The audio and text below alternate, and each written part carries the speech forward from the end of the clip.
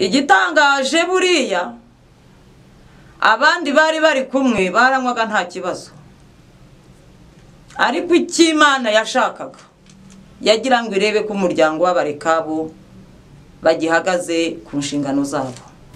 Yesu na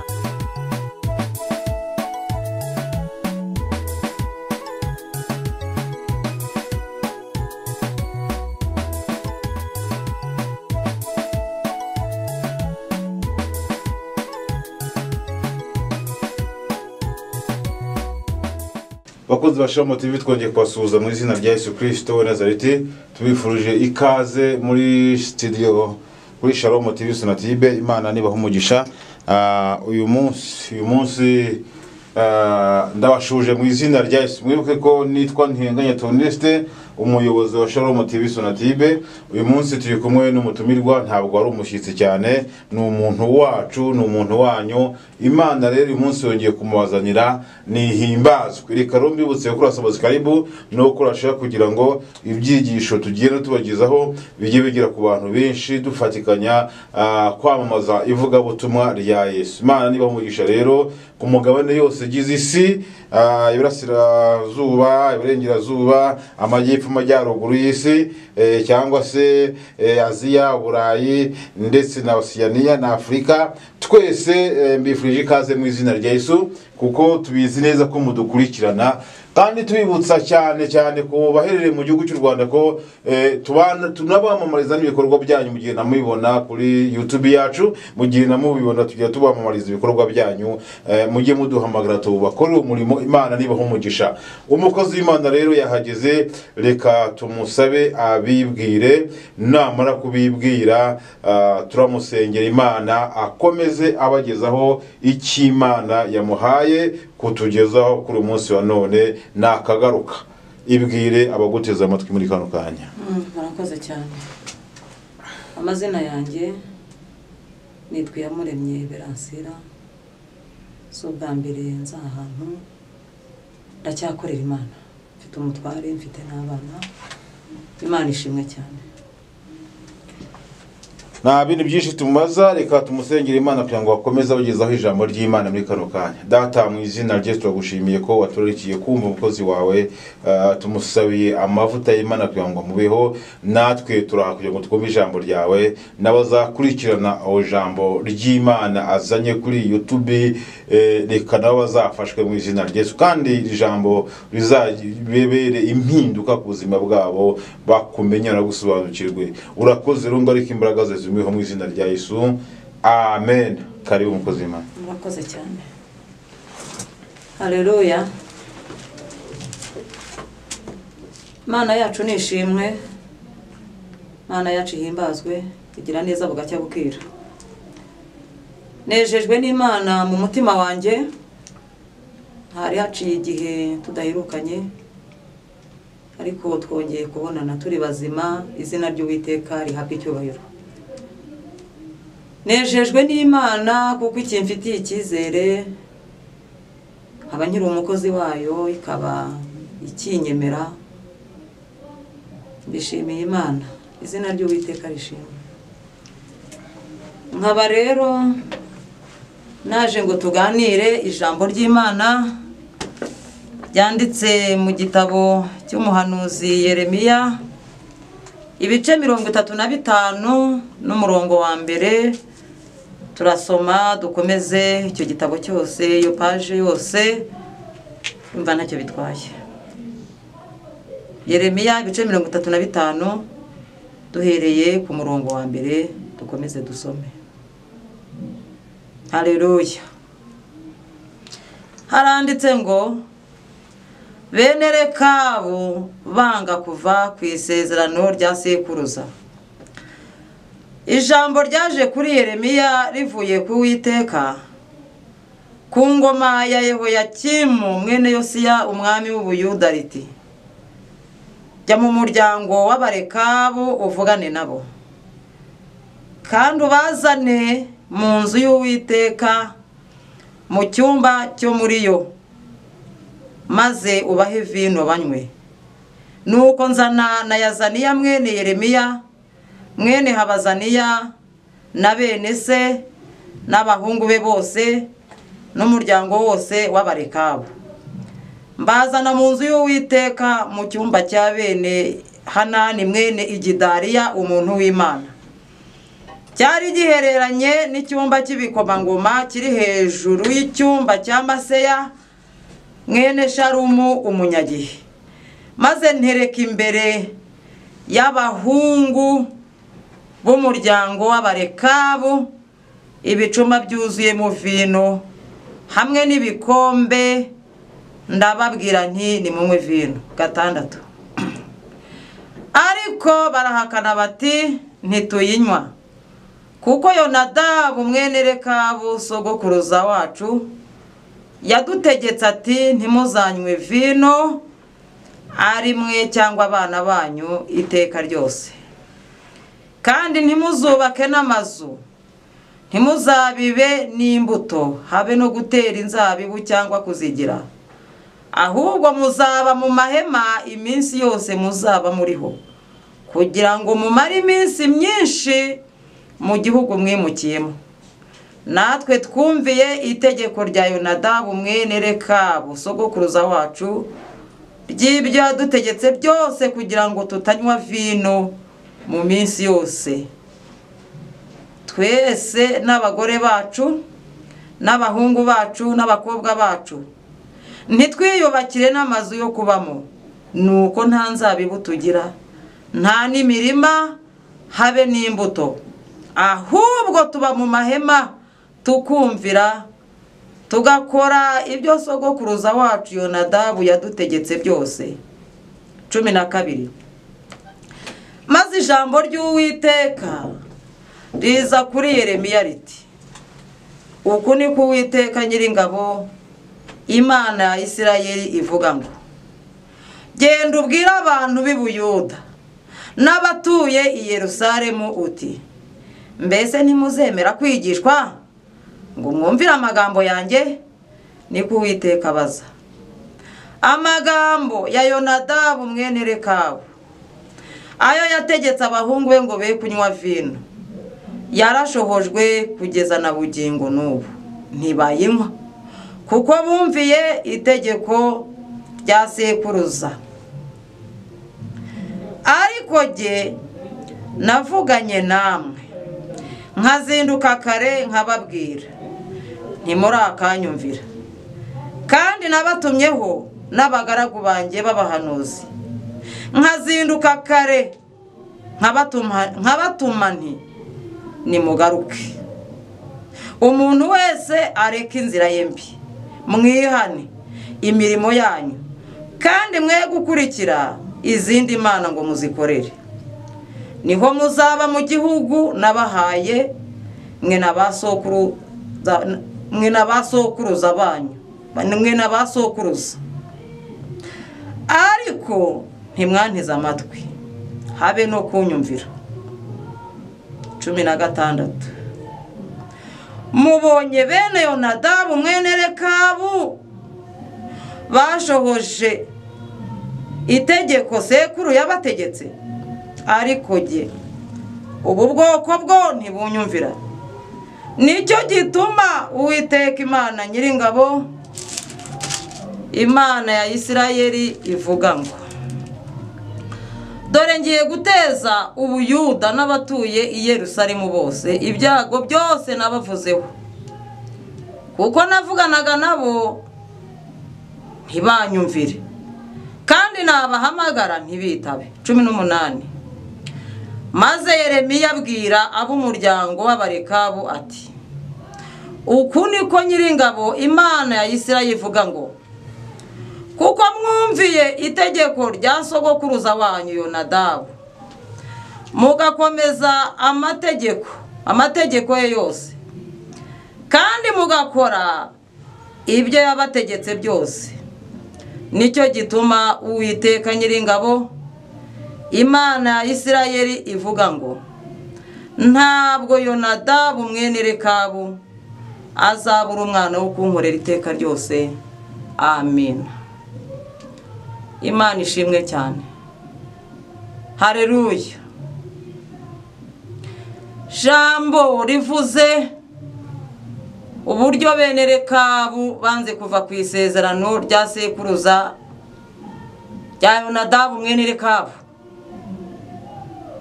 uburyo bene Rekabu banze kuva ku isezerano rya sekuruza. Imana ishimwe cyane.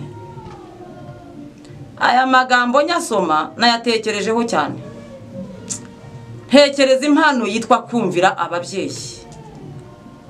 Kandi uyu mubyeyi yabayoboraga inzira yo mu by'Imana, yabayoboraga inzira yo gukiranuka. Aba bahungu, aba bantu bari abanyage mu gihugu bari barimo, ariko igihe kiragera uyu mutsaza Yonadabu mwene Rekabu yicaza abahungu be arababwira ati ntimuzanywe vino. Buriya nubwo banditse amagambo makeya, yababwiye ububi bwa vino, ababwira ingaruka, ababwira uburyo zirangaza vino, ababuza kunywa vino, abigisha ikintu bita umuhamagaro wo kuba mu nzu y'Imana, bagakora imirimo y'Imana ngo banezeze Imana. Arabwira ati nta kimana muzayiburana nimwubaha Imana. Abatorera kuba mu mahema bagakora imirimo y'Imana mu gihugu basuhukiyemo, mu gihugu bimukiyemo. Imana ishimwe rero, Imana ihimbazwe, haleluya. Aba bahungu Imana ibaha umugisha, n'uyu mubyeyi Imana imuha umugisha. Natekereje ukuntu yicaye aganiriza abahungu be, abahungu be barabyumva, abibabwizanya umwuka mwiza wa kibyeyi, arabigisha, afata igihe runaka ntazi, kugeza ubwo isomo abigishije barifashe mu mutwe, bamaze kurifata barishyira mu bikorwa. Imana ishimwe cyane, haleluya. Aba basore, aba bagabo bamaze kubyumva, nabo baragenda babibwira abagore babo. Iri somo ryarafashe. Ndatekereza ntashidikanya ko aba bagabo iyo bajyana umwuka mubi bakabitwara mu buryo bubi, abagore babo ntabwo bari kubyumva. Barabasobanurira, barangije babibwira abana babo, ari abahungu ari abakobwa barabyumva, ko batagomba kugira inzabibu, ko batagomba kubaka amazu, ko batagomba kugira imirima n'ibindi, ahubwo bazaba mu mahema bagakorera Imana muri icyo gihe nyine bari barimo. Haleluya. Cyo ni ikintu bita umuhamagaro. Imana iyo yaguhamagaye ikagutorera umurimo, iranagutunga. Ibikubwiye iti nkorera, nanjye ibindi nzabyikorera.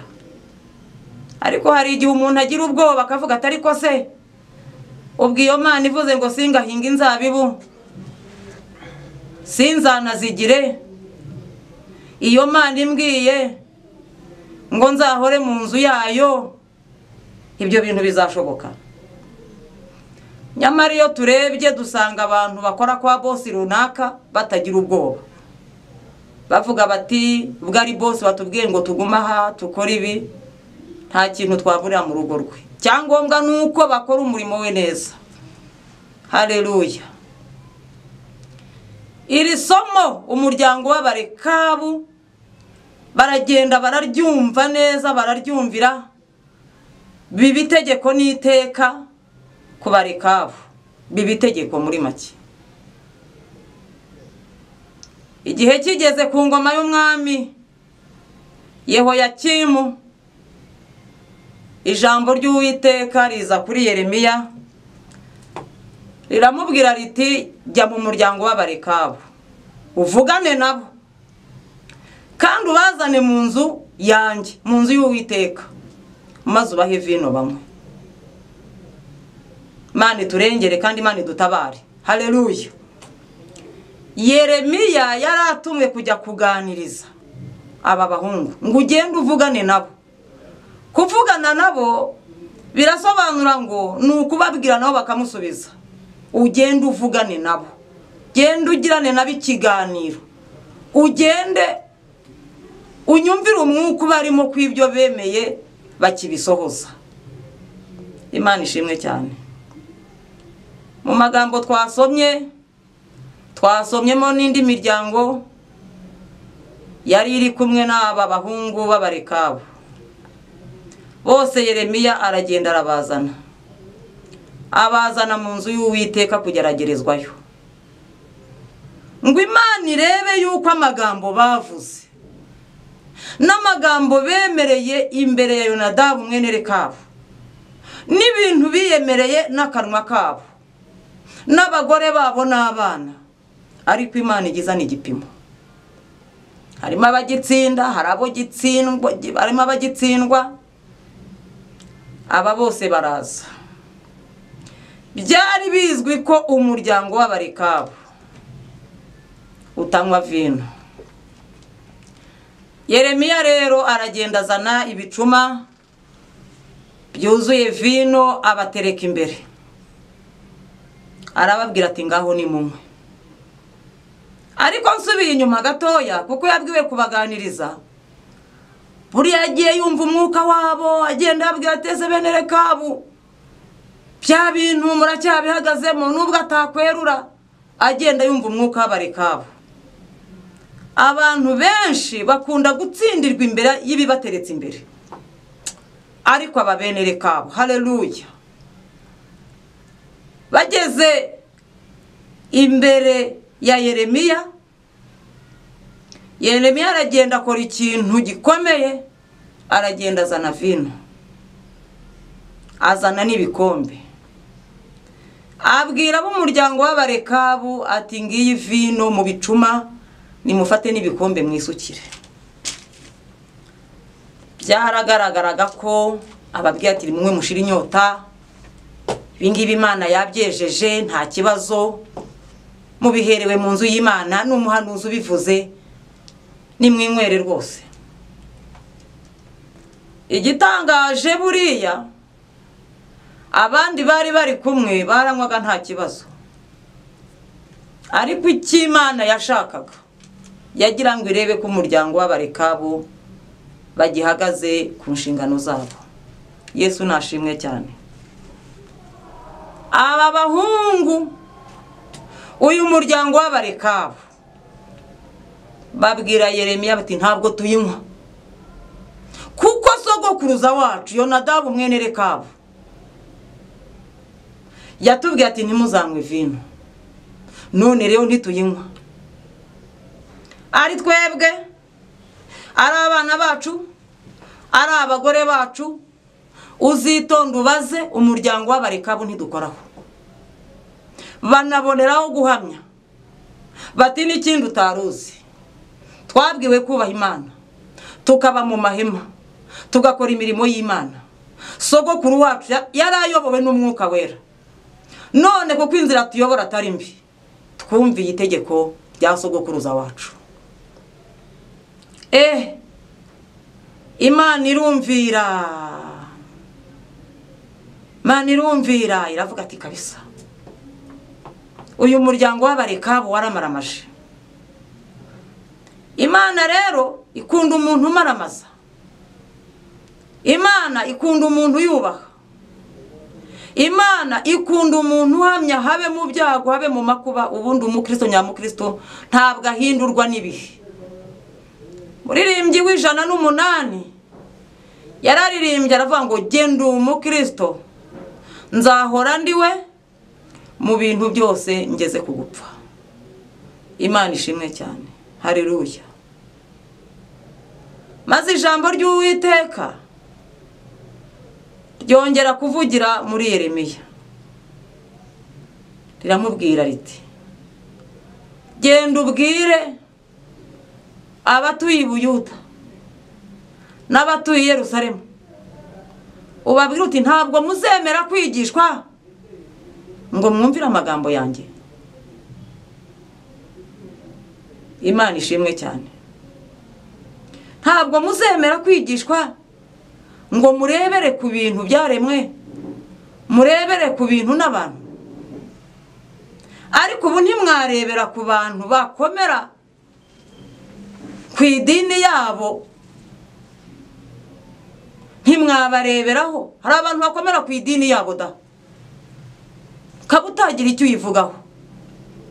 Hari abakomera ku munsi wabo, hari abakomera ku ndahiro yabo, bakavuga bati hoya, ijambo ry'umuntu w'umugabo, intego nziza nihaye. Icyakora koko hari ibintu abantu bagambirira bibi, iyo umuntu abivuyemo ntabwo ari icyaha. Ariko kwiha intego nziza ni ibintu byiza cyane. Ubundi intwari ntiganya, ahubwo ishaka ibisubizo. Imana ishimwe cyane. Hari abantu b'intwari bajya bishakamo ibisubizo. Hari abantu b'intwari bajya bakemura ibibazo bya bagenzi babo. Hari abantu b'intwari bavuga ati nzakora iby'ubutwari ndinde mfa. Naho wamuha iki, naho wamukorera iki, akaba atabivamo. Urugero, hari umuryango nzi, uwo muryango ntabwo ujya urihisha. Uwo muryango ni uw'iwacu. Data yageze kwicara aratubwira ati ntabwo hano tugira inzika, hano ubwo duhora inzigo. Data twigisha gusenga, atubwira ijambo turi abana rivuga ngo menyereza umwana inzira akwiye gucamo, azarinda asaza atarayivamo. Atubwira yuko hari kirazira y'itorero, hari indangagaciro z'umukristo. Atubwira ko habaho itandukaniro ry'abapagani n'abakristo. Atubwira yuko nta mukristo uburanira mu bapagani kereka iyo byananiranye. Atubwira agaciro k'ubuyobozi bwa leta ko ari ubwo kubahwa, ari ubwo gutinywa, ko Imana ikorana nabo. Imana ishimwe cyane. Atubwira byinshi, atubwira ko tugomba kubikurikiza. Nubwo yenda bimwe umuntu atabikurikiza ngo abishobore, kuko umuntu ni umuntu. Hari n'igihe umuntu abikurikiza adakijijwe cyangwa se yenda bikanamunanira, ariko arimo ababishobora. Ariko nk'ikintu nzi mu muryango wacu, twabwiwe gukundana, tubwirwa gufashanya, tubwirwa ko nta guhubuka kuvuga, ubanza ugatekereza ku kintu ugiye kuvugaho. Kandi aratubwira ngo ijambo rimwe ry'ubupfu risenya umuryango. Tijya ubanza ugaragure ururimi karindwi, ururimi mu kanwa karindwi, ubona icyo wavuga. Aratubwira ati kandi ntihakagire umuntu ufata imyanzuro ako kanya, ujye ubanza utekereze, kandi ujye ubanza uruhura ubwonko, ahanini nukanguka ubitekerezeho. Ndabigereranya rero n'uyu muryango w'abarekabu. Mu muryango wacu ne kubitindaho, hari ibintu tuziririza, ntabwo dukunda kurihisha no kwiyenza. Imana ishimwe cyane. Iryo ni itegeko ry'iwacu. Hari undi muryango uvuga uti ntihakagire umugore wo muri uwo muryango wahukana, uzarenga urw'irembo akahukana akagenda, ntihakagire umuntu ujya kumucyura. Ibyo rwose bikaba bizwi. Nanone hakaba andi mategeko mu muryango ajyabaho. Sinajya muri byinshi, nawe uriyumvira. Uyu muryango w'abarekabu uhagarara ku ijambo sekuruza yabategetse. Agati ntimukanywe vino, ntimugakora ibi, ntimugakora ibi.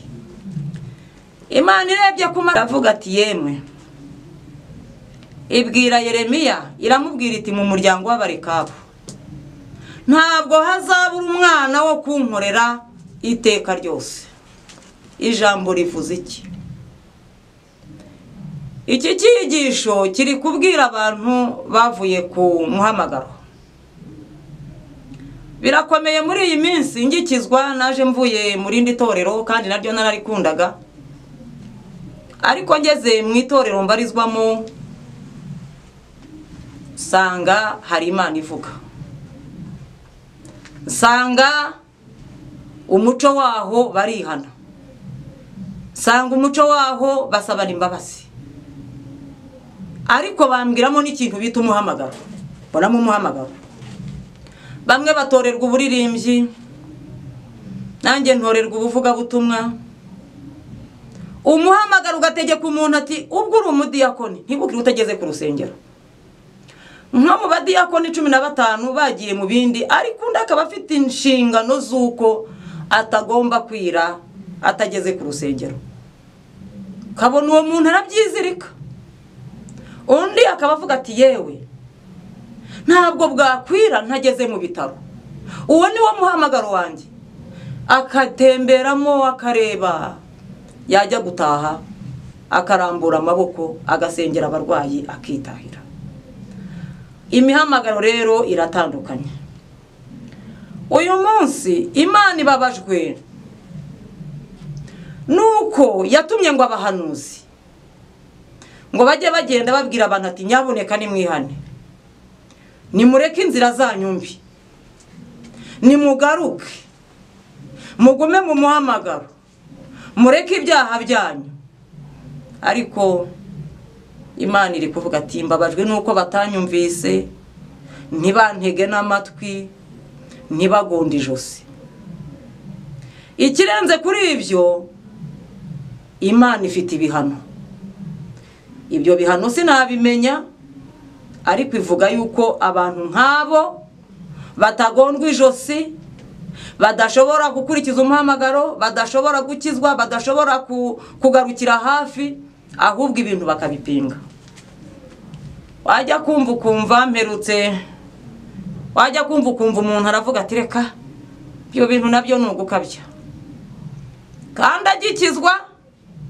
yajyaga avuga ati yemwe umwuka wera yaransanze arambwira ngo nyinkora gutya na gutya akavuga ati ubu ntacyo wakora ngo mbireke undi akavuga ati wowe uravuga iki nabwiwe yuko ntashobora kurya amafaranga ngo nyarangize ntahayeho umukene ibyo rwose akabyitwararika uwo ni umuhamagaro undi akakubwira ati sinshobora kujya mu rusengero ngo nipfumbate ahubwo umuhamagaro wanjye umbwira gusenga se cyangwa nkakora ibi cyangwa se nkarambura amaboko cyangwa ngahimbaza nubwo bihuriyeho n'abandi ariko bikaba umwihariko we nk'urugero natanga nabatijwe itariki 30 z'ukwezi kwa 8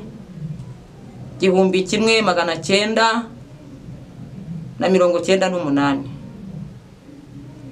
nasengeraga muri groupe yitwa abajya mu ijuru icyo gihe nabatijwe ndabyibuka nabatirijwe ahantu bita Nyabintare twakirirwa ahantu bita kwa Rabure ntihabi ya mbere ariko abamperekeje bageze mu rugo ndabyibuka umugabo twasenganaga witwa Andereya Rukazambuga arahanura tumva ko Uwiteka avuga atuhamagawe bitandukanye n'abandi ati soma umuririmbyi wa 210 uvuga ngo nimuze ngabo za Yesu tujye mu ntambara mwarobanuwe n'umwami nimuze mwiyereke byari bishatse kuvuga ko mpamagariwe kurwana urugamba nahamagariwe mu ntambara nahamagariwe kuba intwari kurwana n'ibyaha nahamagariwe kutaba ikigwari irambwira ngo uhamagawe bitandukanye n'abandi iryo jambo nkunda kuryitwararika ariko mva mu ntambara njya mu zindi ariko kubera yuko ari wo muhamagaro wanjye ndavuga nti reka myihanganire kwiherezo nzabona ubugingo njya nezerwa cyane iyo izo ntambara ntazifite mu ruhare nkaba ntabaye intandaro yo kugira ngo izina ry'Uwiteka ritukwe. Ariko intwari y'umwami ntiyita ku by'isi, niko ijya imera kugira ngo ibone kunesha Satani. Imana ishimwe cyane. Haleluya. Ndabyibuka hari umubyeyi wakundaga guhimbaza agatega amaboko, bukiye baza kumuhugura batariko ufite akavuyo. Kandi koko akavuyo ntabwo ari keza, ariko we nta kavuyo yari afite. Yabikoraga mu gihe kigenwe rwose, mu gihe uruzi ntacyo bitwaye. Bigezemo rero amagambo amuca intege, aragenda ahura n'ibibazo, arasenga. Mana iramubwira ati rega yewe, winjiye mu muhamagaro utari uwawe. Burya waramburaga amaboko bikanezeza, wavuza n'impundu bikanezeza. Burya umushyitsi waje ari ubwa mbere akabona uhimbaza ukavuza n'impundu, burya aranezerwa. Ibyo rero ndabigukundira. Iramubwira iti udasubiye gukora ibyo ntacyo navugana nawe. Ubu rero ari amahoro, arabikora. Hakaba hari undi mukobwa wajya gukunda kuba afite icupa n'umusumari. Uko baririmba nawe akajya akoma umusumari ku icupa. Bigezemo rero haza ikoranabuhanga, haza ibyuma nyine by'iterambere. Arebye aravuga ati ese iyi cupa n'uyu musumari kuko biragendanye, use sinzitwa umusazi. Aragenda aragumirwa, abazimana ati rwose ubu byagenze gute ko ndi umuntu nk'abandi, ko ntatandukiriye. Mana iramubwira ngo yewe, genda wongere ufate rya cupa na wa musumari, uzasibe kubinyuranya, ariko mu gihe gikwiriye, mu gihe ubonye uburyo, wa musumari ujye wongera ukome kuri rya cupa. Narabikundaga. Imana ishimwe cyane. Imana ibabajwe n'abantu baretse umuhamagaro. Mperutse kujya mu rugo rw'umuntu, ndamubwira ntese kutagiterana ku cyumweru. Arampagurukana, aruvuga ati biriya ni siyasa, biriya ni ibintu by'ubucanzi.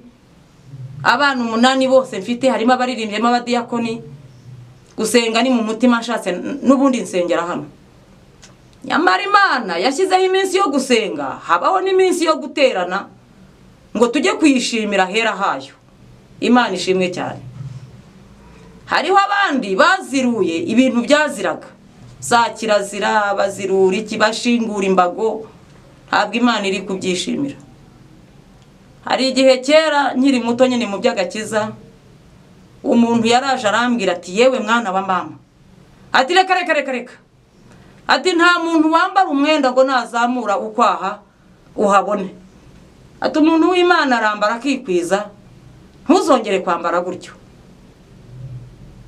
Abo ni basogokuruza bagiye batubwira, bayobowe n'Umwuka Wera. Ariko ntangazwa muri iyi minsi, yambaye utuntu tw'amahenure, bya bindi yambuzaga abyambaye. Ndamubaza ntese Imana yari yakubwiye ngo mbwire bya bintu yarahinduye? Ngo ntumbaze. Ngo Yesu atinze kujyana abantu yari afite, ngo natinda nabo yari yabonye ntazababona. Abwe Imana inezezwa rero n'abantu bari kumuhamagara. Bene rekabo, ikintu bashimirwa ni ijambo rivuga ngo kugeza na bugingo n'ubu. Imana ishimwe cyane. Na bugingo n'ubu niki Imana ishaka.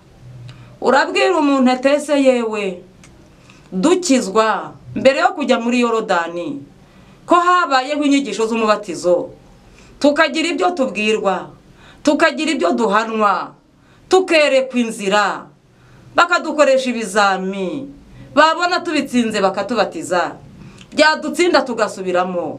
None ibi bintu mubikurahe? Umuntu akakubwira ati wingendaho, Yesu ni umwami ku bugingo bwanjye, ntabakugize umucamanza w'ibyanjye.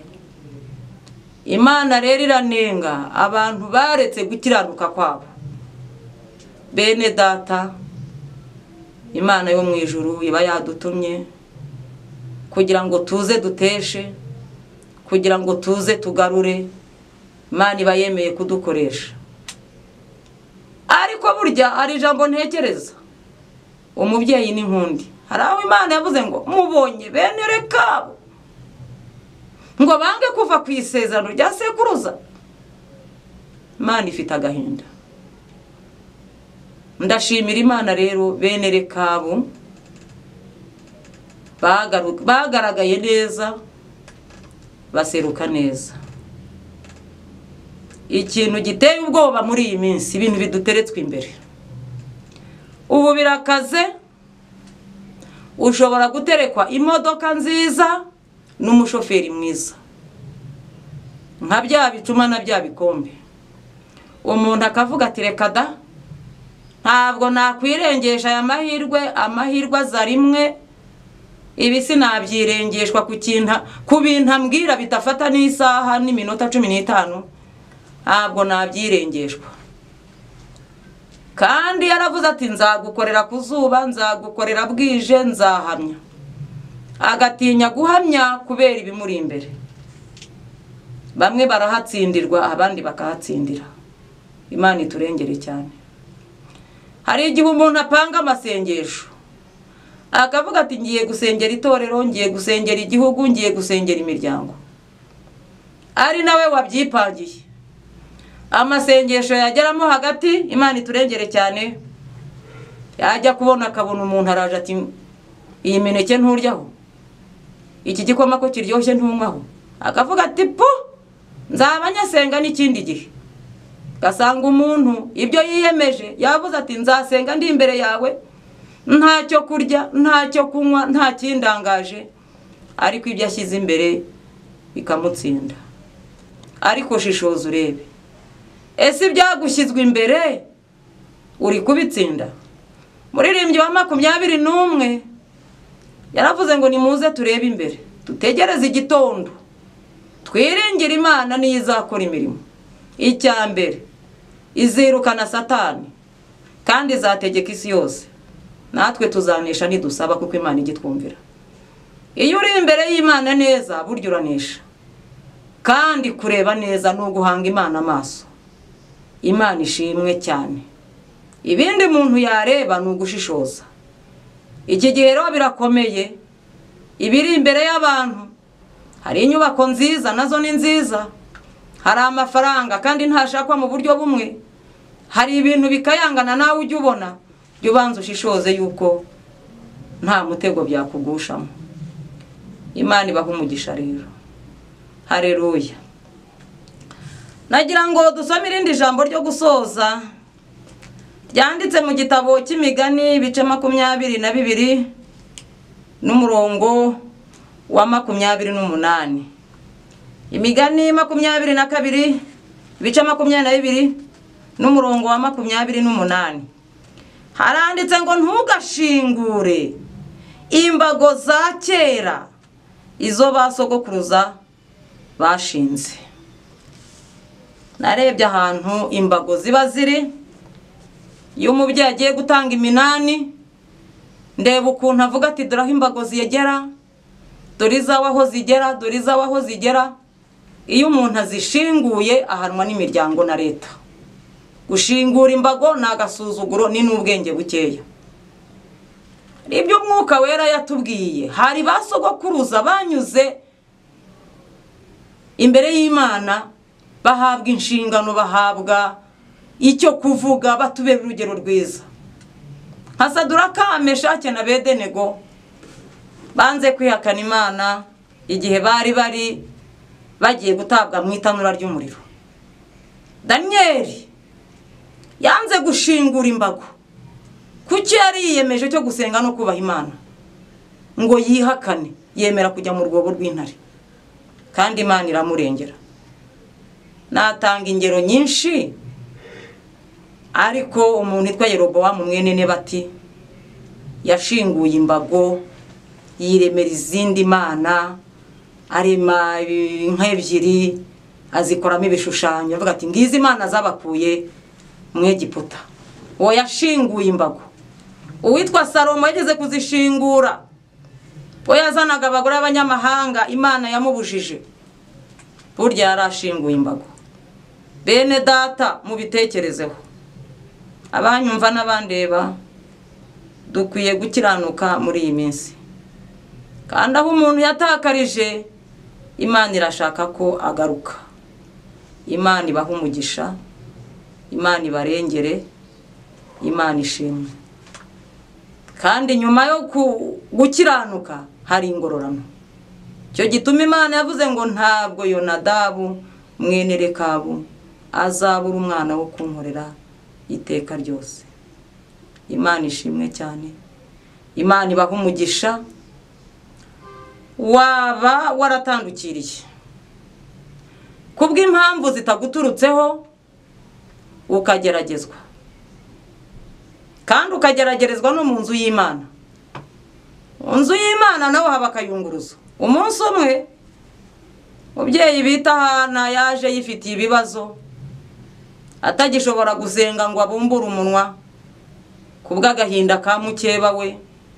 Hari igihe kigera umuntu akabura icyo kuvuga kubw'intambara, kubw'amagambo, kubw'inzara, kubw'ibintu byinshi, amagambo agashira ivuga.